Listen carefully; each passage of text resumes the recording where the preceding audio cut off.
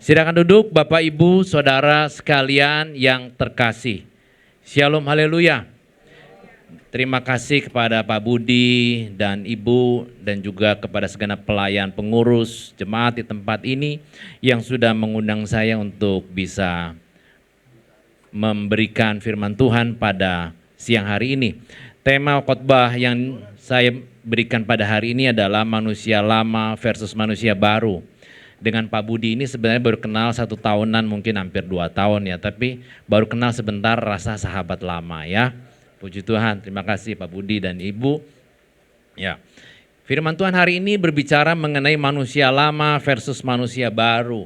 Karena orang percaya sudah dibangkitkan bersama Kristus, kita dipanggil untuk mematikan dosa-dosa manusia lama, menanggalkan pola hidup yang lama, mengenakan manusia baru yang terus-menerus diperbaharui menurut gambaran dari Sang Pencipta. Kita lihat kebenaran firman Tuhan hari ini. Ya. Firman Tuhan hari ini diambil dari Kolose 3 ayat 5 sampai 10. Kolose 3 ayat 5 sampai 10. Firman Tuhan katakan demikian. Saya baca dari versi TB2 ya. Kolose 3 ayat 5 sampai 10. Karena itu matikanlah dalam dirimu segala sesuatu yang duniawi, yaitu percabulan, kenajisan, hawa nafsu, nafsu jahat, dan juga keserakahan yang sama dengan penyembahan berhala. Semuanya itu mendatangkan murka Allah atas orang-orang yang tidak taat. Dahulu kamu juga melakukan hal-hal itu ketika kamu hidup di dalamnya. Tetapi sekarang buanglah semuanya ini, yaitu marah, geram, kejahatan, fitnah, dan kata-kata kotor yang keluar dari mulutmu. Jangan lagi kamu saling mendustai, karena kamu telah menanggalkan manusia lama serta kelakuannya, dan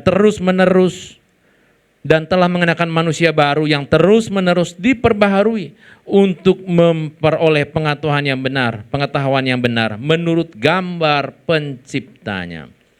Shalom Bapak Ibu Saudara sekalian, kalau kita melihat firman Tuhan pada siang hari ini, maka yang akan kita bicarakan adalah bagaimana kita memuat identitas baru sebagai pengikut Kristus, mengenakan manusia yang baru. Kalau kita perhatikan Bapak Ibu Saudara sekalian yang terkasih, kalau seseorang memasuki musim baru, seperti sekarang Imlek, lalu misalkan juga mau pindah rumah, mau pindah pekerjaan, mau pindah keluar kota, ada sesuatu yang dilakukan, dan yang dilakukan itu adalah yang namanya beres-beres. Yang dilakukan adalah beres-beres, memilah.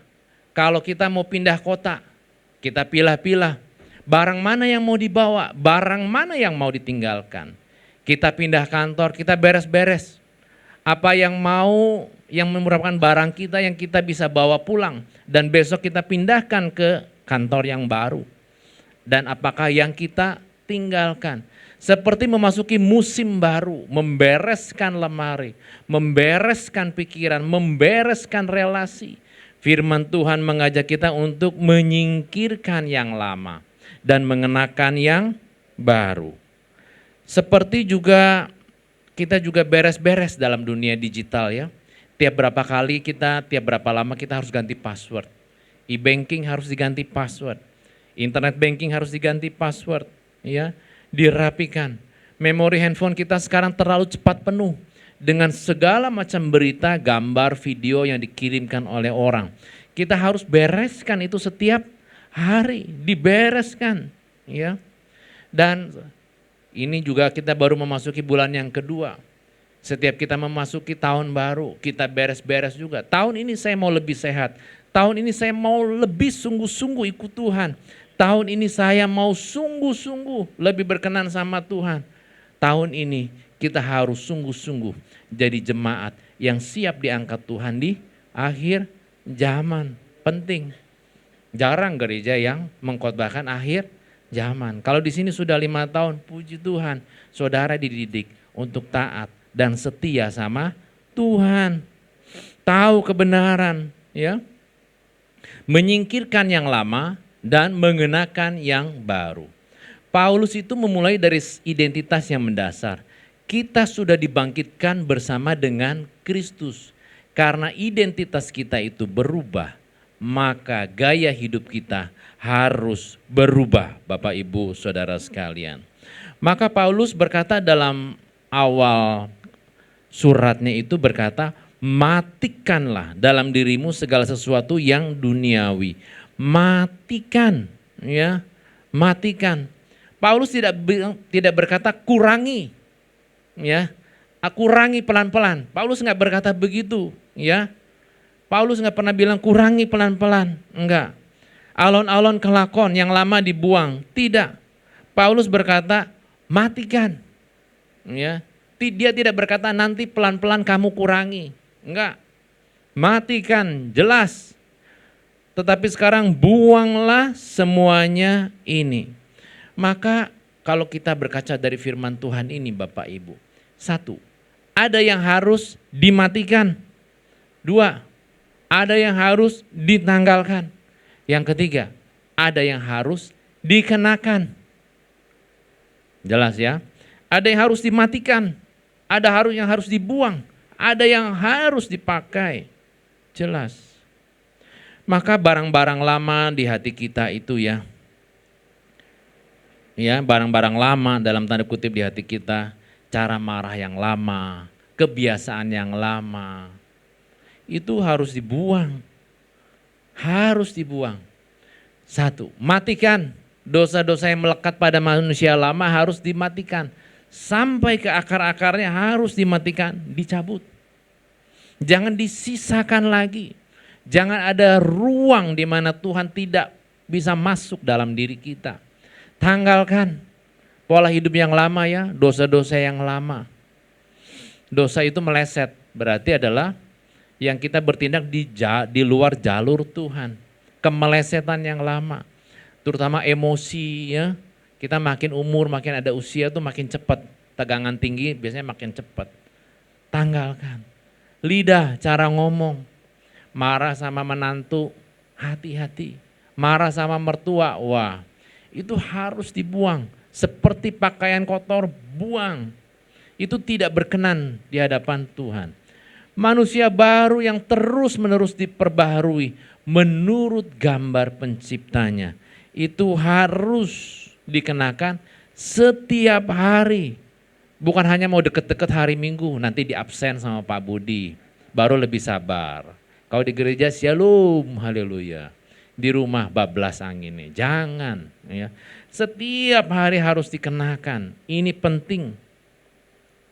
Maka Bapak Ibu Saudara sekalian yang terkasih, perintah tegas ya daripada Rasul Paulus itu adalah matikan. Karena itu matikanlah segala sesuatu yang duniawi dalam dirimu. Dimatikan ya, matikan.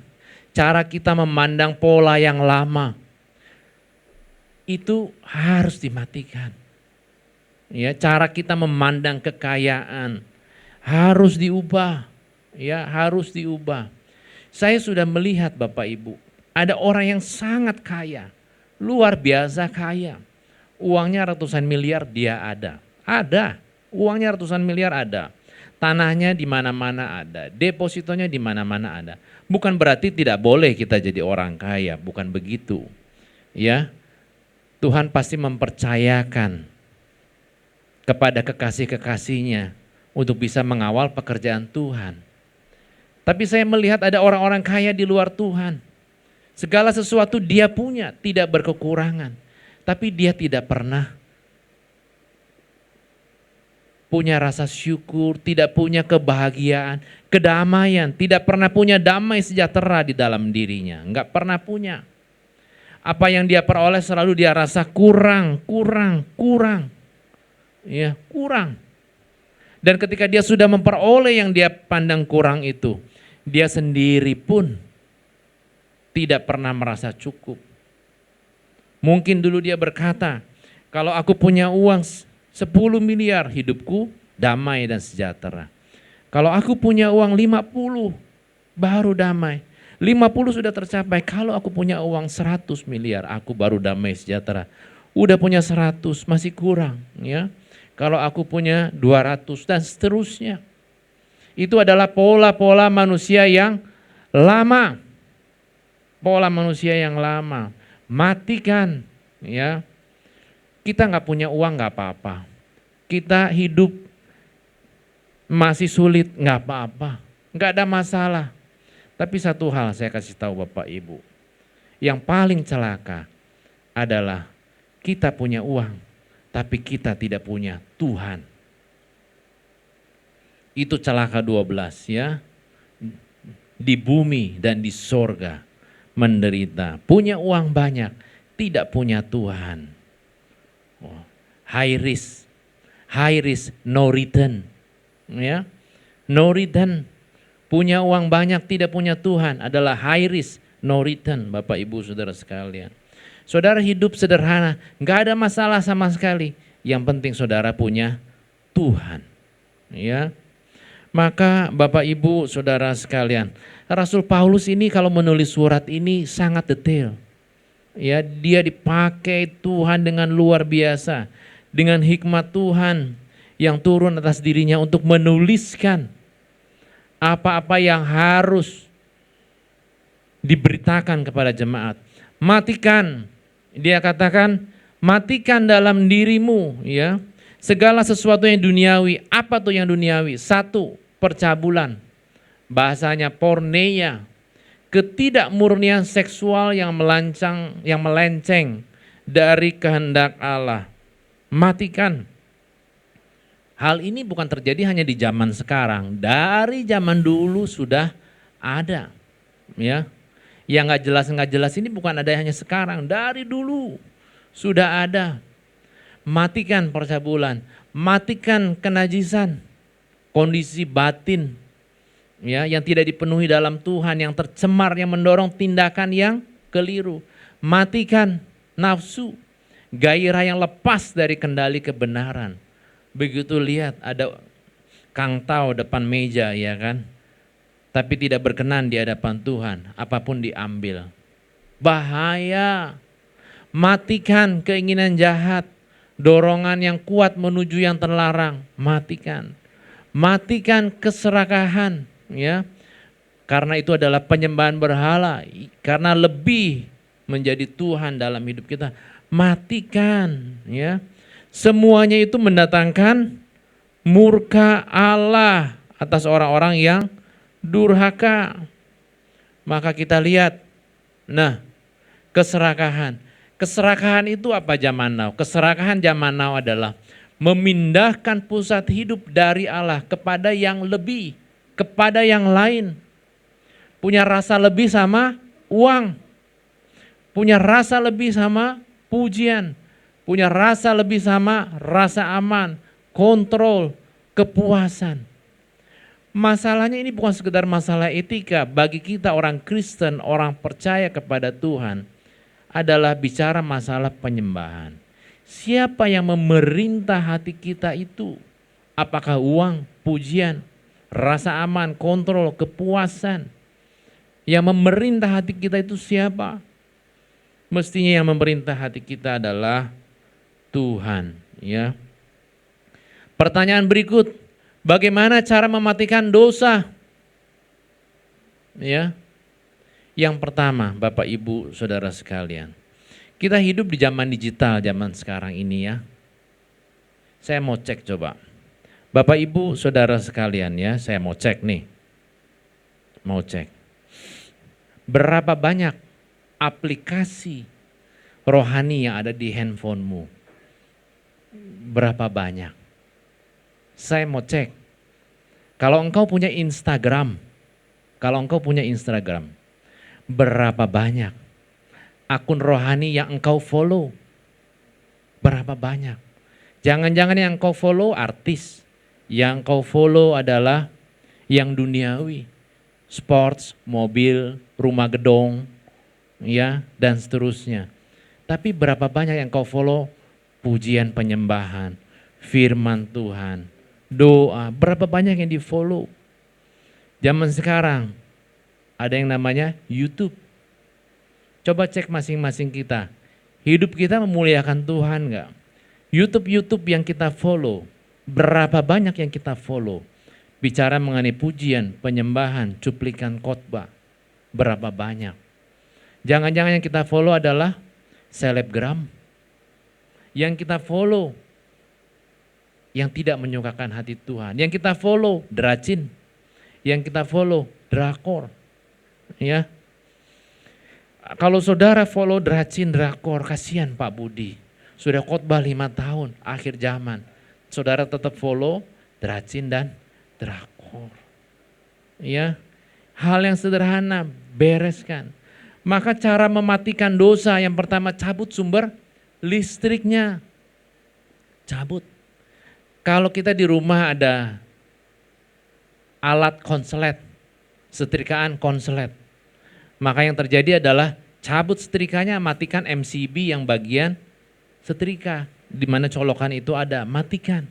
Sumber listriknya dimatikan. Kalau kita di kebun ada tanaman liar, ya ada gulma, tanaman pengganggu di taman kita. Potong daunnya nggak cukup. Tanaman pengganggu itu akarnya harus cabut, sampai dicabut sampai ke dalam. Sehingga dia tidak bisa tumbuh lagi. Kalau enggak tanaman pengganggunya terus akan ada. Ya.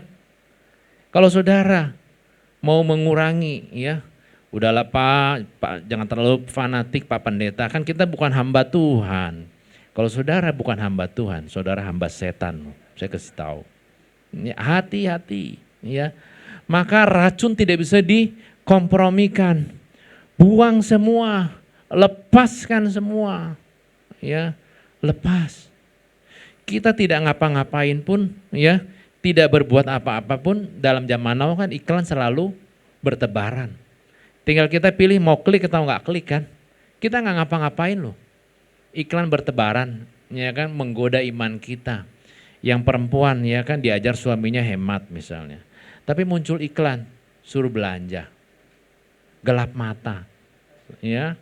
Wah itu kita harus tahu kita hidup dalam manusia yang baru. Ya, hidup dalam manusia baru. Jangan sampai kita bisa belanja tapi kita tidak bisa mengawal pekerjaan Tuhan. Wah, ya. Karena operasional gereja itu besar Bapak Ibu ya, dan semua dipakai untuk pekerjaan Tuhan di tempat ini. Ya. Next, berikut kita lihat. Mematikan dosa. Aplikasinya yang pertama adalah identifikasi, satu pintu utama. Dosa manusia lama itu mengganggu. Dosa manusia lama itu berusaha menguasai. Saudara itu kan dipanggil untuk hidup kudus, hidup yang terpisah bagi Allah. Maka aplikasi praktisnya identifikasi. Sebutkan satu pintu yang paling sering menggoda dirimu. Ya, sebutkan. Identifikasikan. Konten, chatting, kebiasaan diam-diam, pola belanja, ambisi, fantasi, ya, identifikasikan. Lalu setelah tahu, oh saya banyak jatuh dalam dosa manusia lama karena saya sering lihat konten. Oh saya banyak jatuh dalam manusia lama karena apa? Saya masuk dalam grup yang tidak berkenan, ya. Saya punya satu grup dulu saya punya satu grup ya. Adminnya bukan saya, adminnya teman-teman yang saya kenal. Orang-orangnya orang-orang yang baik, orang-orang solider, orang-orang yang sangat sosial. Kalau kedengaran ada bencana di mana atau siapa ada susah apa, mereka adalah orang-orang yang gampang untuk membantu. Keluar uang tuh buat mereka tuh gampang, mereka nggak hitung-hitungan. Buat uang tuh buat mereka beres. Tapi ada satu hal dalam grup itu yang mengganggu sebetulnya. Yaitu bahwa ternyata dalam grup itu, maaf kata, malah perempuan-perempuan yang berbicaranya itu enggak kudus. Perempuan-perempuan itu bicaranya melenceng. Ya, perempuan-perempuan itu bicaranya menjurus-jurus. Cowoknya diam semua di grup itu. Yang bicara adalah perempuan. Ini akhir zaman. Pak Budi, kalau zaman kita kecil kalau laki nakal kan biasa ya Pak. Anggapan orang tua gitu. Tapi akhir zaman ini yang pelakunya ini ternyata perempuan. berani bicara vulgar, miring-miring dan seterusnya. Aduh, ya. Ketika istri saya tahu mengenai hal itu, istri saya langsung, keluar kamu dari grup itu sekarang juga, keluar. Ya, karena satu kali dikasih tahu nggak bisa, dua kali nggak bisa, tiga kali nggak bisa, keluar kamu dari situ. Jangan pernah masuk tempat grup itu lagi. Saya keluar. Walaupun di situ dalam tanda kutip isinya adalah orang-orang baik. Tuhan tuh bukan masalah baik, kita tuh bukan dituntun untuk jadi baik Bapak Ibu. Kita itu dituntun jadi benar di hadapan Tuhan. Baik saja itu nggak cukup, harus benar di hadapan Tuhan. Maka putuskan aksesnya, ganti dengan disiplin hidup. Isi ruang kosong, jangan dengan racin, jangan dengan drakor. Ya. Kalau saudara hobi nyanyi, karaoke lah, lagu-lagu rohani. Karaoke lagu-lagu rohani, ya. Saudara hobi lagu, dengarlah lagu-lagu rohani. Di dalam kendaraan, di bis, di kereta, sedang jalan, begitu ya, dengar itu. Dengarlah firman Tuhan, cuplikan firman Tuhan, dengar. Punya waktu lebih, pelihara tubuh ini. Tubuh ini adalah bait Roh Kudus. Olahraga, ya. Pak Budi tadi ingatkan saya, supaya saya lebih serius berolahraga, melayani, dan dengan percakapan yang sehat. Latih juga rasa syukur dan memberi, lawan keserakahan. Iblis itu mengajar kita untuk serakah. Lawan dengan syukur harian, lawan dengan mencukupkan diri, lawan dengan memberi. Memberi itu bukan bicara jumlahnya Bapak Ibu, bicara ketulusan dalam memberi, ya. Saya nggak ada pesan sponsor dari Pak Budi, enggak ada. Saya hanya bicara apa yang Tuhan taruh di hati saya, ya. Bukan bicara jumlah memberi itu, ya. Bicara mengenai hati yang tulus. Tuhan itu sudah memberi kita itu dengan harga yang lunas dibayar. Kita tidak bisa bayar kebaikan dan kebesaran Tuhan dengan apapun, kita nggak bisa bayar. Seumpama semua uang kita, semua harta kita persembahkan ke hadapan Tuhan, itu pun tidak bisa membayar pengorbanan Tuhan di kayu salib.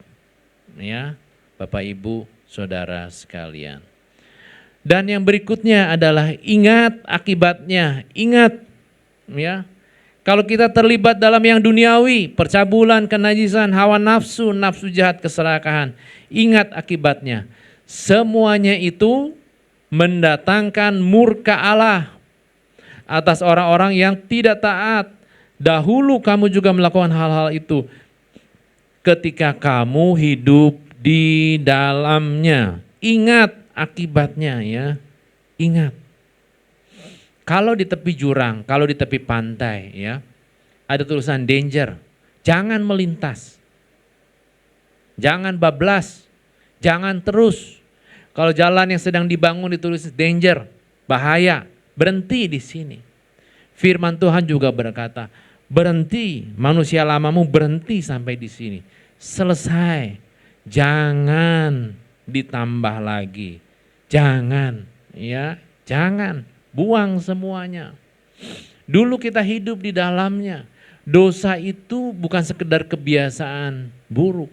Dosa itu akan membuat kita berhadapan face to face kelak dengan Allah yang kudus. Kita gemetar di hadapan Allah. Bahaya. Dulu kita pernah terlibat di sana. Dulu kita menjadi manusia lama yang rapuh, jatuh bangun, ya. Jatuh, banyak jatuh. Sekarang tidak lagi. Identitas saudara adalah manusia baru di dalam Tuhan, ya. Maka peringatan itu adalah kasih. Karena Pak Budi mengasihi saudara, maka dia peringatkan. Hati-hati, akhir zaman sudah mau tiba. Memang betul. Dulu Bapak Ibu Saudara sekalian, ketika zaman Yesus dulu, ya, para nabi sudah kasih tahu. Nanti kelak akan datang, akan lahir Mesias sang juru selamat. Orang-orang di Israel sana nggak percaya, nggak mau. Orang-orang Yahudi nggak mau, ya. Tahu secara pengetahuan, tetapi tidak bisa mengerti di dalam hati yang dipimpin oleh Tuhan. Tidak bisa, ya. Secara moral mereka baik, tetapi mereka tidak benar di hadapan Tuhan. Para nabi sudah kasih tahu nanti, ya, nanti Mesias akan lahir. Tapi mereka tidak mau percaya. Pak Budi sudah kasih tahu nanti akhir zaman kira-kira seperti ini nih, kurang lebih. Hati-hati, Jesus will coming soon, ya. Tapi banyak orang tidak mau mendengar. Puji Tuhan, saudara adalah orang-orang yang mau mendengar dan bertahan sampai hari ini. Alarm kebakaran itu berisik. Saya tinggal di lantai 20 apartemen Medit Tanjung Duren sini ya, depan penabur. Kalau bunyi alarm kebakaran subuh-subuh gitu ya, itu berisik. Berisik. Tapi menyelamatkan. Ya. Dulu pernah waktu Neo Soho itu lagi dibangun ya. Ternyata dalam satu kali itu pernah Neo Soho itu kebakaran, nggak banyak orang tahu sih waktu itu. Ya, alarm berbunyi, berisik. Waktu itu anak kita masih kecil, umur berapa? 2 tahun atau berapa? Atau kelas 6 ya. SD kelas 1, umur 6 apa 6, umur 7 ya. Malam-malam kita bawa lari lewat tangga darurat. Alarm berisik tapi menyelamatkan. Dengan bangunan yang tinggi terbakar kan tinggal dihitung aja. Jatuhnya ke depan, ke belakang, kiri, kanan. Tapi Tuhan baik ya.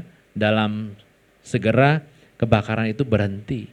Peringatan tentang murka Allah itu membangunkan kita sebelum terlambat. Ada rambu, berhenti di sini, jangan bablas jalan terus ke sana, ya. Bukan supaya hak pengendara itu dilarang, bukan. Tapi peringatan di depan ada bahaya, ya. Saudara pernah sakit dulu ini dan itu. Itu adalah riwayat. Masa lalu bukan untuk diratapi terus, bukan. Tapi untuk jadi pengingat di masa depan, jangan berbuat hal yang sama sehingga penyakit itu tumbuh kembali, ya. Saudara harus mengerti. Maka peringatan adalah kasih. Tetapi sekarang. Ini adalah dua kata yang memindahkan gigi persneling dalam hidup rohani. Penanda nyata perbedaan antara hidup lama dengan hidup yang baru. Tetapi sekarang, nah apa tuh tetapi sekarang ya? Firman Tuhan katakan demikian, tanggalkan, buang, ya.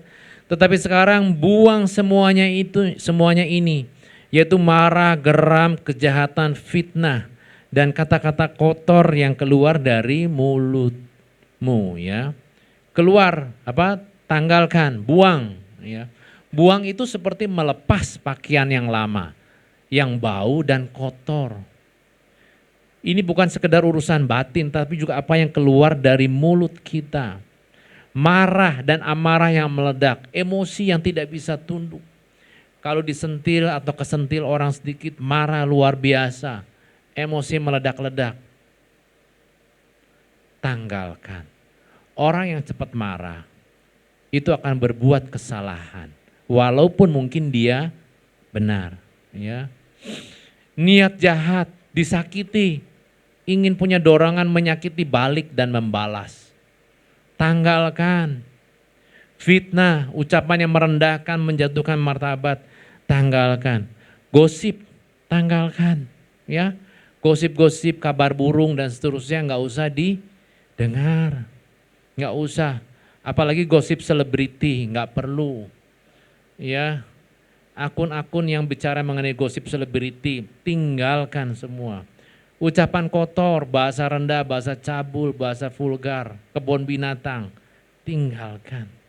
Tanggalkan doa emosi dan lidah, tanggalkan. Ya. Saudara disakiti orang, saudara dikhianati orang, saudara difitnah orang, saudara dimakan orang, dicia orang dalam pekerjaan, dalam bisnis. Enggak perlu keluar kata-kata yang kotor, kata-kata dalam bahasa rendah, bahasa cabul, apalagi bahasa dan juga bahasa vulgar. Enggak perlu, tanggalkan, ya. Dari mulut timbul berkat, dari mulut timbul kutuk. Hati-hati Bapak Ibu Saudara sekalian. Mulut orang percaya itu punya kuasa. Saudara marah sama anak. Saudara berkata kasar, kata-kata kebun binatang dan seterusnya. Hati-hati Bapak Ibu. Kata-kata yang keluar itu ibarat pasta gigi. Sekali pasta gigi itu kita pencet, trek-trek, odol keluar, benar? Lalu setelah odol keluar, bisa odol itu dimasukin lagi? Enggak bisa. Kata-kata juga sama. Sekali keluar, bekasnya itu tinggal lama. Lama menetap. Kita marah sama mantu, karena mantu dianggap kurang ini, kurang itu. Lalu kita marah, kita berucap, ya. Tinggalnya itu lama. Lama. Kita marah sama mertua, lalu ribut. Bekasnya itu tinggal lama. Kata-kata yang kita ucapkan itu sulit untuk direvisi lagi. Api kecil ya, api kecil. Satu kalimat sinis bisa jadi kebakaran besar. Satu kalimat kecil ya bisa merusak seluruh hutan. Dulu saya ada satu pimpinan di kantor ya, pangkatnya direktur. Direktur. Orang Kristen pula ini direktur. Dan direktur ini juga adalah hamba Tuhan. Tapi kata-katanya itu selalu kasar. Ketika anak buah ada kesalahan yang diperbuat, tegurannya itu adalah teguran yang sinis, teguran yang kasar. Dikasih tahu sama atasannya, sama owner, Pak Direktur, kalau anak buah salah, tegurlah baik-baik. Jangan tegur sedemikian kasar, jangan sampai menyindir harga dirinya, pribadinya, keluarganya. Tapi dia berucap kasar. Karena dia sekian banyak karyawan yang baik, talent-talent yang bagus itu keluar. Akhirnya perusahaan menjadi kondisi kurang baik. Kasih tahu sekali, dua kali, sekian kali nggak bisa. Ya sudah, akhirnya setelah sekian tahun direktur itu pun diberhentikan. Sulit ya. Satu kalimat sinis jadi kebakaran besar. Direktur orang Kristen, hamba Tuhan. Kata-katanya tidak membawa berkat. Bagaimana kita mau menginjil, bagaimana kita mau memenangkan banyak jiwa. Kalau kata-kata yang kita ucapkan tidak membawa berkat bagi sesama. Ya. Emosi yang tidak ditundukkan, punya niat jahat untuk membalas, untuk menyakiti, ya. Pada akhirnya kecampur dengan gosip, jadi fitnah. Lalu juga keluar bahasa-bahasa yang kotor, yang vulgar. Paulus menaruhnya itu berurutan, orge, kakia, blasfemia, aiskrologia, berurutan. Karena seringkali begitu alurnya dalam kehidupan nyata. Marah yang tidak ditundukkan itu akan bergerak naik level. Naik level. Marah sama mertua. Marah ya. Karena omongan mertua kasar. Mesti dimengerti. Mertua pendidikannya sekian puluh tahun yang lalu. Mertua mungkin sudah zaman baby boomer atau sebelum zaman baby boomer. Nggak tahu itu generasi apa. Marah, dipendem. Niat jahat ya, mau bales. Bicara sana sini.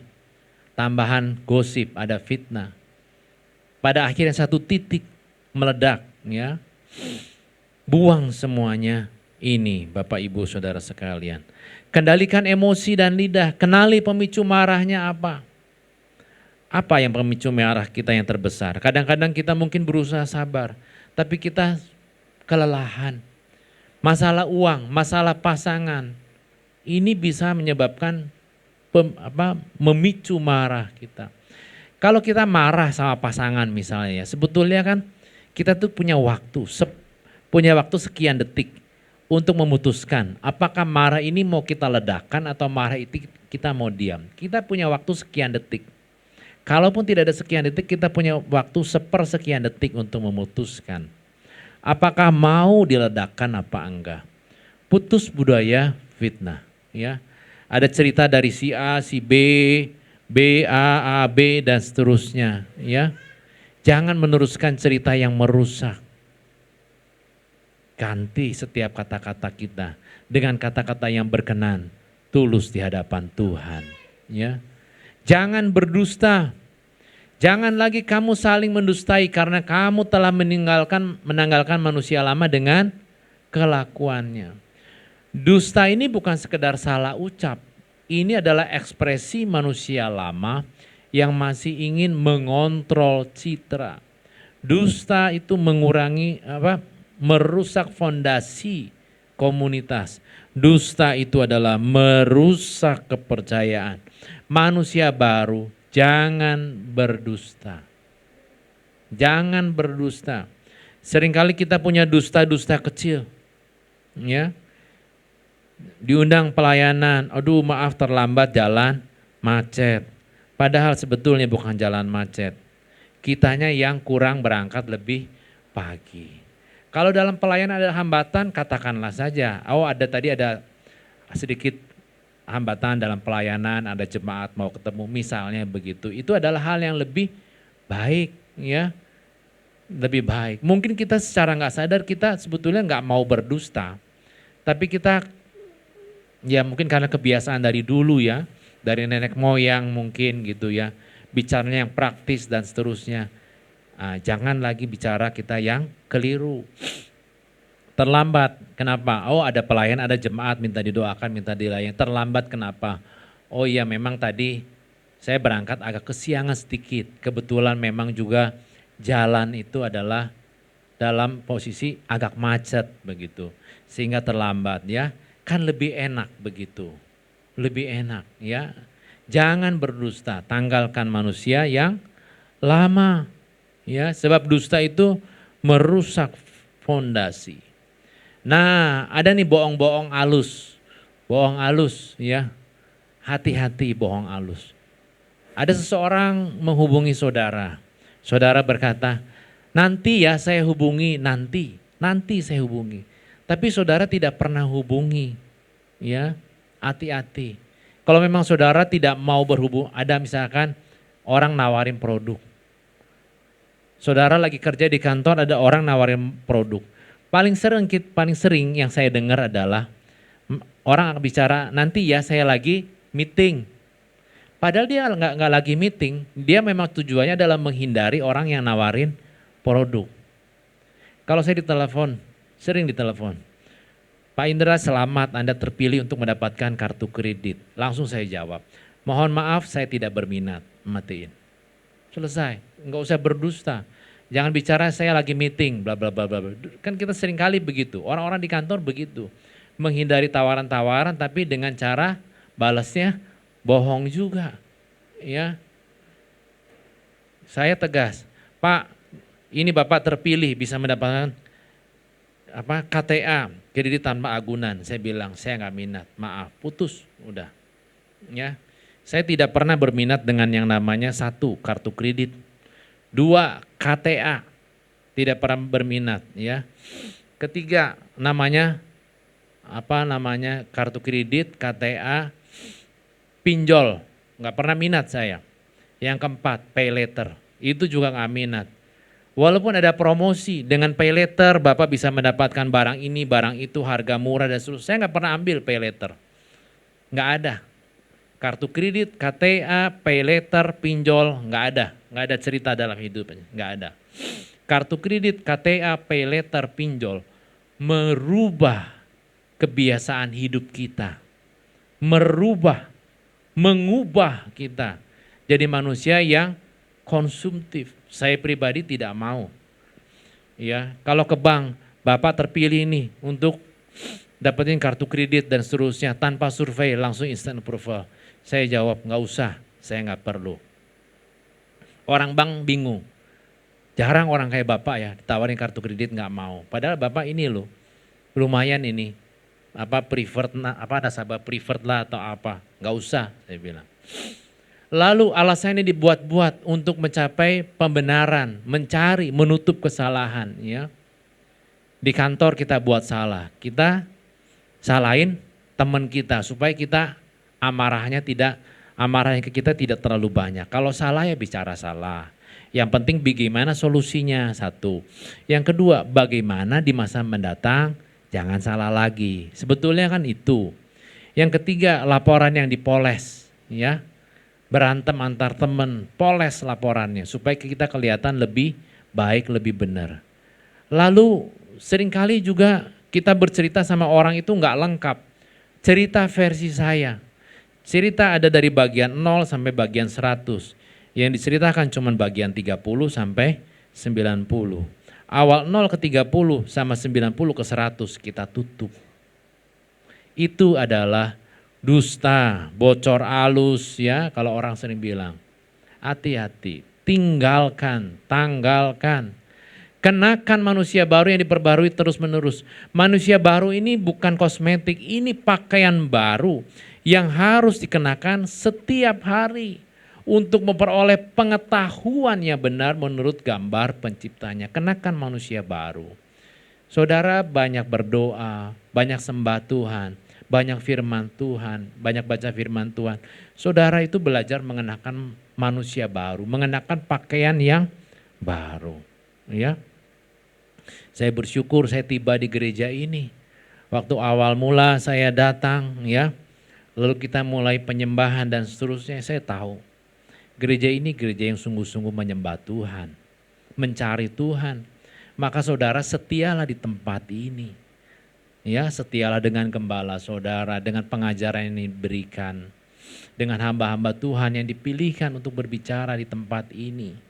Ya, saudara dibimbing untuk mengenakan manusia baru. Saudara kalau nggak mengenakan manusia baru, saudara tidak mungkin ikut rapture. Nggak mungkin. Nanti saudara masuk ke dalam masa kesesakan besar. Saya bicara ini saya nggak ada janjian sama Pak Budi. Pak Indra nanti bicara ya gini-gini. Nggak ada, kita nggak ada janjian, nggak ada. Sedikit pun nggak pernah ada janjian. Betul ya Pak Budi? Nggak ada. Ya, titip pesan nggak ada. Saya kalau sama hamba Tuhan yang lain juga sama, saya nggak ada titip pesan Bapak Ibu. Pembaruan yang berkelanjutan, firman, doa, ketaatan, dan komunitas. Ya, ini saudara harus berada dalam satu siklus ini. Dalam pengenalan yang makin benar akan firman Tuhan, dalam doa, dalam ketaatan, dalam komunitas. Pembaruan adalah perjalanan seumur hidup, selalu ada langkah berikutnya menuju serupa gambar pencipta. Maka kalau saudara dan saya menerima firman Tuhan pada hari ini, maka bagaimana respon kita? Yang pertama, matikan. Satu hal yang Tuhan minta, saya matikan minggu ini apa? Kebiasaan yang lama, kebiasaan lihat drakor, dracin, kebiasaan gosip, matikan. Ya, matikan. Tanggalkan, lepaskan. Ada kepahitan sama menantu, sama mertua, sama anak. Lepaskan. Ya, lepaskan. Biasanya yang menyakiti kita kan orang dekat ya. Kalau orang jauh marah sama kita nggak ada problem, nggak ada masalah. Tapi kalau orang yang sangat dekat bersinggungan dengan kita, biasanya luka itu ada. Tanggalkan, lepaskan, kenakan satu kebiasaan manusia baru menurut firman Tuhan ini, ya, yang akan saudara praktekkan, ya. Apa yang akan saudara praktekkan ketika saudara mendengar firman Tuhan ini? Tanggalkan yang lama, praktekkan yang baru. Misalnya jangan lagi saling mendustai, jangan lagi ada bohong halus, bohong kecil. Bukan sekedar niat, tetapi langkah nyata. Saudara dan saya sudah dibangkitkan bersama dengan Kristus. Kita tidak bisa membalas Tuhan dengan cara apapun. Mari hidup selaras dengan identitas baru kita. Tuhan Yesus memberkati. Amin.